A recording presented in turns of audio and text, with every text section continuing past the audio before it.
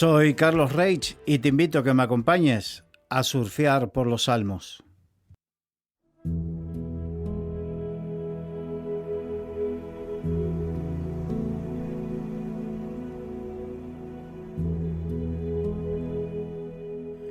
En el programa anterior hemos comenzado con el Salmo 38, otro salmo de David, donde David recordaba, hacía memoria de las consecuencias que había vivido con su pecado.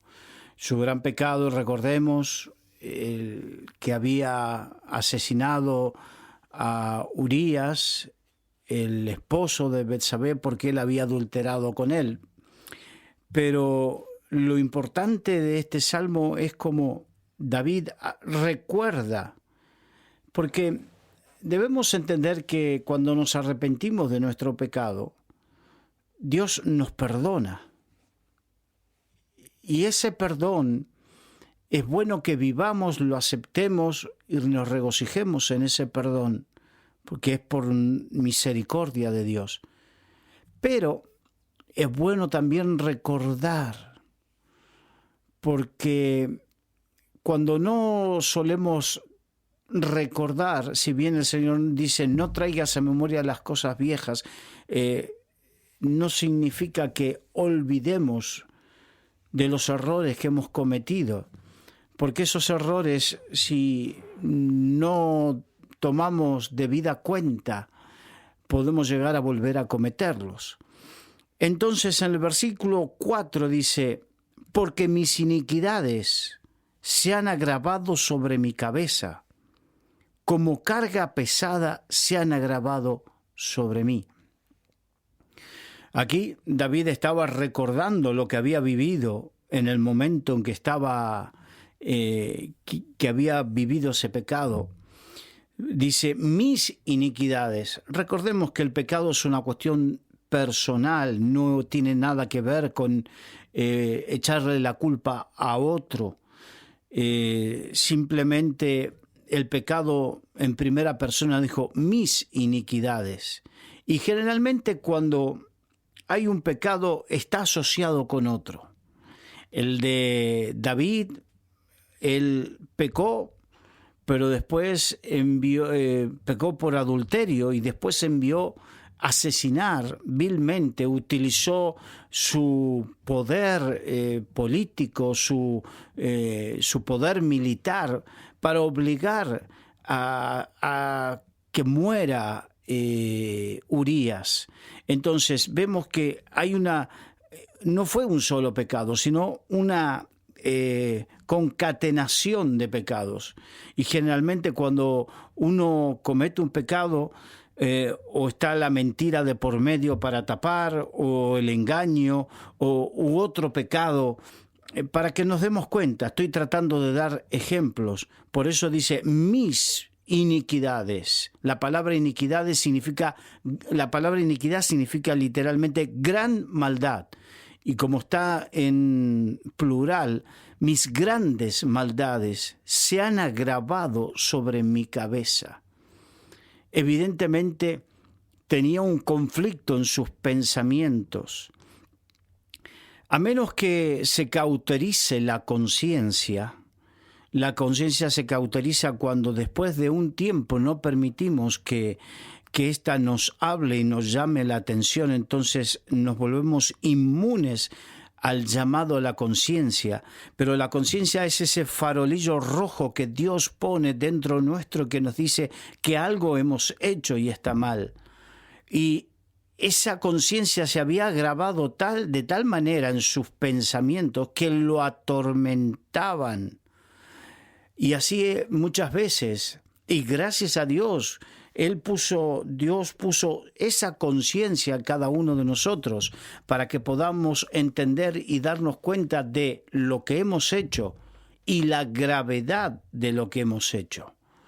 Lo bueno de la conciencia es que nos llama la atención, por eso el día que tengamos que presentarnos delante del trono de Dios, nadie podrá decir que Dios injustamente juzgó a alguien, no.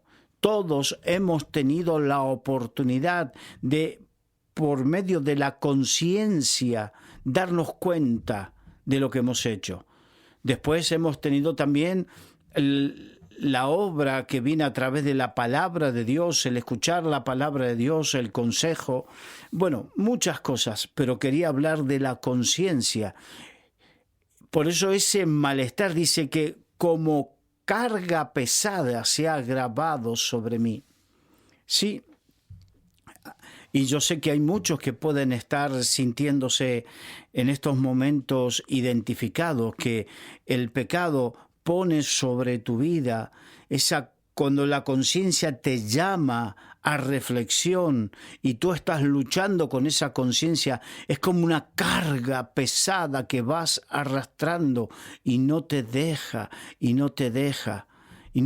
avanzar y no te deja progresar. No te sientes libre espiritualmente, no te sientes libre emocionalmente, no te sientes libre en tu corazón. Por eso el Señor dice, y conoceréis la verdad, y la verdad os hará libres. La verdad nos libra de toda mentira, y no solamente la mentira que proviene de afuera, también de la mentira que hay en nuestro corazón. Este salmo es muy similar en algunas cosas al Salmo 32, como dije en el programa anterior. De tal manera que dice en el Salmo 32, mientras callé, se afligieron, se agravaron mis huesos en mi gemir, se secaron mis huesos en mi gemir de día y de noche. O sea que estaba reconociendo que mientras él había pecado y no había reconocido, no había confesado su pecado delante de Dios, él se sentía afligido emocionalmente y hasta sus huesos. Por eso dijo, confesaré mis transgresiones al Señor. Él tomó la decisión de confesar a Dios. No estamos hablando de confesar a algún tipo de sacerdocio, ¿no? No está mal hablar a alguien, pero lo principal es sacar a luz el pecado, sacarlo a luz delante de Dios y pedir perdón delante del Altísimo. Ahí es donde las cargas pesadas se van. Ahí es donde las perturbaciones se van. Hay gente que lleva tanta carga porque lleva ocultando pecados y lleva esa carga dentro suyo, pero en el momento que esa carga sale a la luz, sienten la liberación porque ya no tienen que estar ocultando ni mintiendo nada. Qué bueno. Por eso David dijo, confesaré mis transgresiones al Señor. Qué bueno que podamos encontrar ese tiempo, ese momento, esa circunstancia y aún esa persona con la cual hablar y abrir el corazón y pedir perdón por el pecado cometido.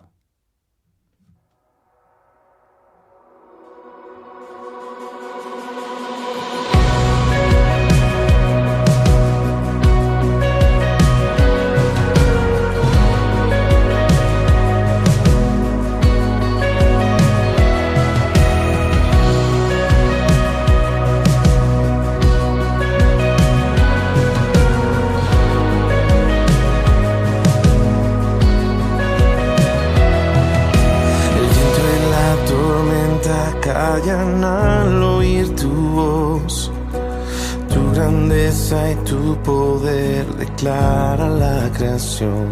Yo creo en ti.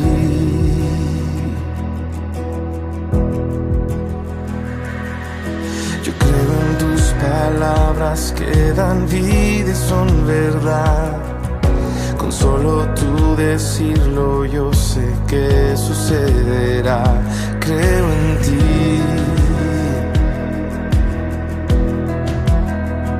Creo en ti.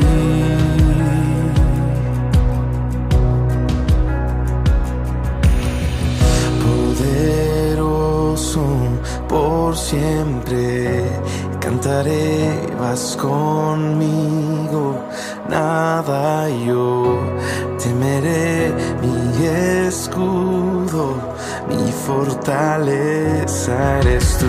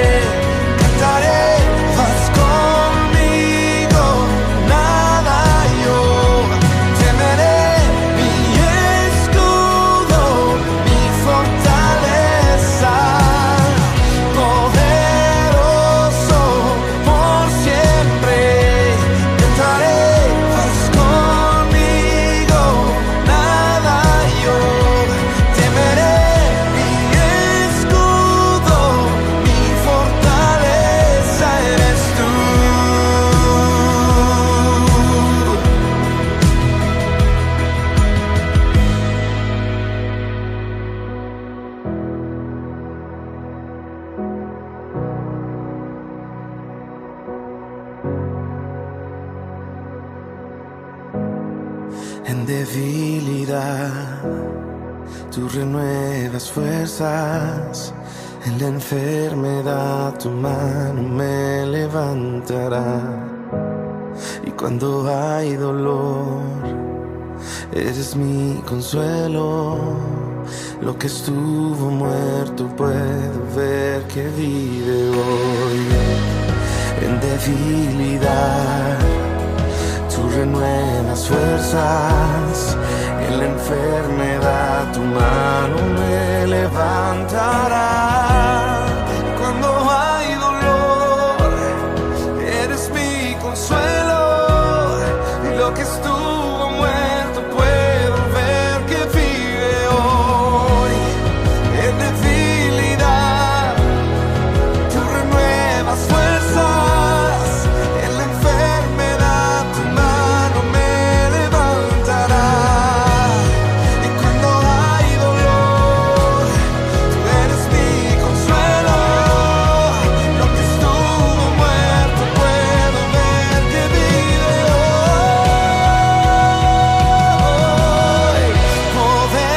Poderoso por siempre, cantaré, vas conmigo, nada yo temeré.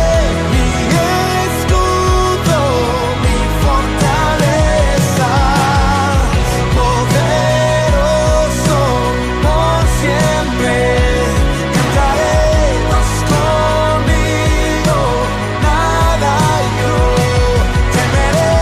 Mi escudo, mi fortaleza. En debilidad, tú renuevas fuerzas. En la enfermedad, tu mano me levantará. Y cuando hay dolor, eres mi consuelo. Lo que estuvo muerto puedo ver que vive hoy.